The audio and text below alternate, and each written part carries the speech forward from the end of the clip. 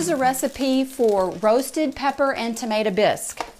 We start out roasting our tomatoes on a sheet tray. All I've done to prepare those is put some foil down on the tray, cut the tomatoes in half, and drizzle them with a little bit of olive oil and sprinkle them with salt. They go under the broiler for about 5 minutes. The peppers I roasted beforehand, and I did them under the broiler for about 20 minutes, turning them about every 5 minutes. They take longer and they get charred. Once you take the peppers out of the oven, you need to cover them with a bowl on the sheet tray so that they'll steam.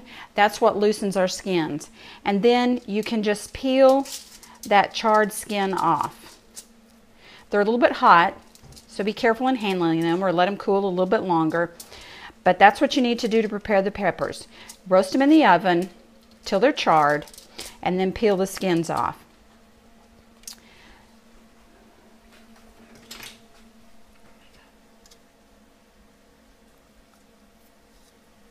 Okay, you're going to take the skin off the peppers and then you'll pull the core and the seeds out just by grabbing a hold of that top portion.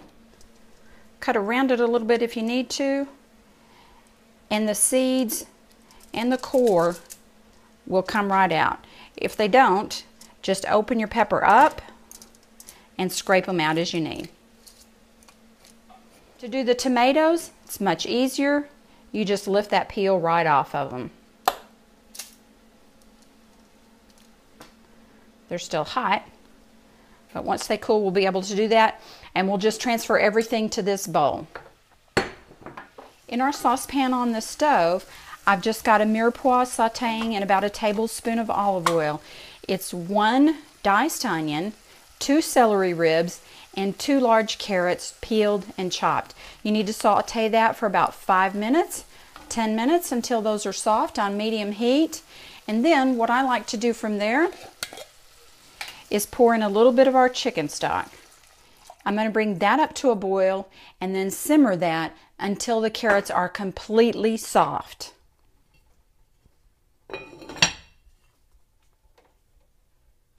While I'm waiting for the vegetables to finish softening in the mirepoix, I'm going to go ahead and blend up the tomatoes and the peppers. They have cooled a little bit. I've put them in the blender container. Even though they've cooled a little bit, I'm going to go ahead and take out this middle stopper just in case. Anytime you're doing a hot liquid in your blender, you need to take out that middle piece.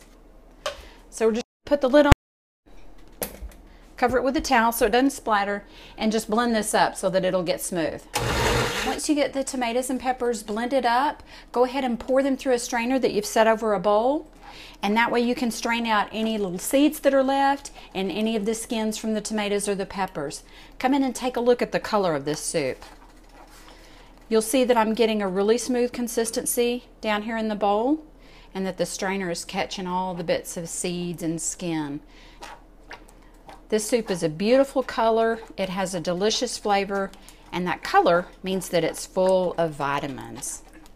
Okay, this is for all of you who are really sort of a little nutty food enthusiasts, and it's just kind of a bonus thing. Once you get the soup all strained and you've got the nice smooth puree in your bowl, you notice you've got a little bit of this left. I can't stand that there's a lot of flavor in there, so there's 2 things I'm going to recommend you can try with this. You can make a batch of the no-knead bread and throw this in there for some added flavor. Just adjust your liquid a little bit maybe down 1/4 cup on the liquid.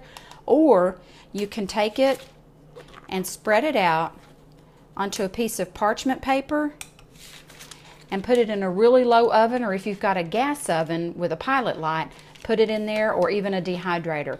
What you can do is spread this out really thin and dry it, and then just crush all the little dried bits up in your spice blender, and you've got a dehydrated pepper and tomato powder that you can add to lots of things for flavor. It'll be great like with sour cream or cream cheese in a dip mix.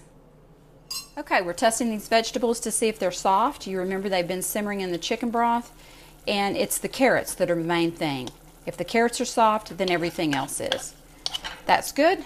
Now I'm going to go ahead and transfer that mixture into the blender, blend that up and strain it just like I did with the tomatoes and peppers.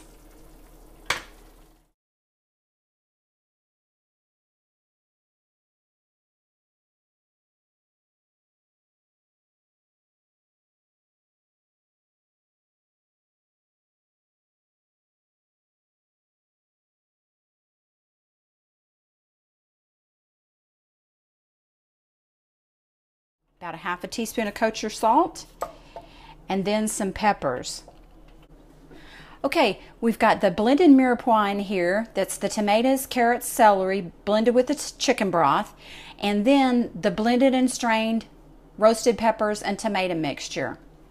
Once you get those in your pan, then you just add the seasonings, and I'm going to tell you what those are. We've got a half a teaspoon of kosher salt. I have 1/8 teaspoon of white pepper. I have 1 teaspoon of the Turkish, the Aleppo pepper, and then I have 1/4 teaspoon of smoked paprika that my friend Loretta sent me. Thanks, Loretta. So all of these peppers basically are going into the pepper tomato puree. So that's really why we call it a tri-pepper. It really could be called a quad pepper bisque. All those go in. Stir all of those things together, and then you're going to taste it for seasoning.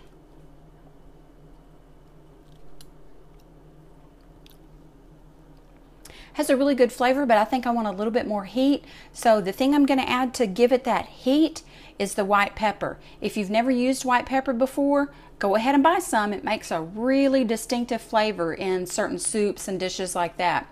I've also added at the end about 1/4 cup of heavy cream. That adds a nice richness. And I think what we're going to do is serve this with some no-knead bread and Swiss cheese. Hope you'll make this recipe and enjoy it. It's kind of a last hurrah to some of the days of winter.